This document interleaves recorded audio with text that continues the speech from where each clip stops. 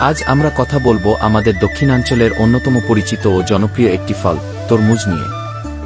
প্রচণ্ড গরমে যখন মানুষ একটু ঠান্ডা কিছু খুঁজে বেড়ায়, তখন তরমুজ হয়ে ওঠে সবার প্রথম পছন্দ। আর বাংলাদেশের দক্ষিণাঞ্চল, বিশেষ করে পটুয়াখালী, বরগুনা, সাতক্ষীরা, ভোলা এসব অঞ্চলে উৎপাদিত তরমুজ সারা দেশে খুবই পরিচিত এবং চাহিদাসম্পন্ন। এখানকার মাটির গুণগত মান আর লবণাক্ত পানির সামান্য উপস্থিতি তরমুজের স্বাদকে করে তোলে একেবারে অন্যরকম, মিষ্টি, রসালো আর মন ভোলানো। কৃষকেরা বছরের শুরুতেই এর চাষ শুরু করেন, আর মার্চ থেকে মে মাস পর্যন্ত বাজারে থাকে এর দাম। তরমুজ শুধু স্বাদের দিক থেকেই নয়, স্বাস্থ্যগুণেও ভরপুর। এতে প্রায় 92% পানি থাকে, যা গরমে শরীরকে রাখে ঠান্ডা ও হাইড্রেটেড। পাশাপাশি আছে ভিটামিন এ, সি ও অ্যান্টিঅক্সিডেন্ট, যা ত্বক ও শরীরের জন্য খুবই উপকারী। তবে একটা কথা না বললেই নয়, আমাদের কৃষকেরা অনেক কষ্ট করে এই ফল উৎপাদন করেন।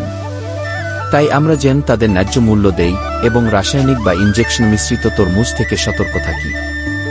তরমুজ শুধু একটা ফল না, এটা আমাদের গ্রামীণ অর্থনীতির একটা বড় অংশ। আসুন আমরা এই দেশীয় ফলটিকে ভালোবাসি, প্রচার করি আর কৃষকের পাশে দাঁড়াই। ধন্যবাদ।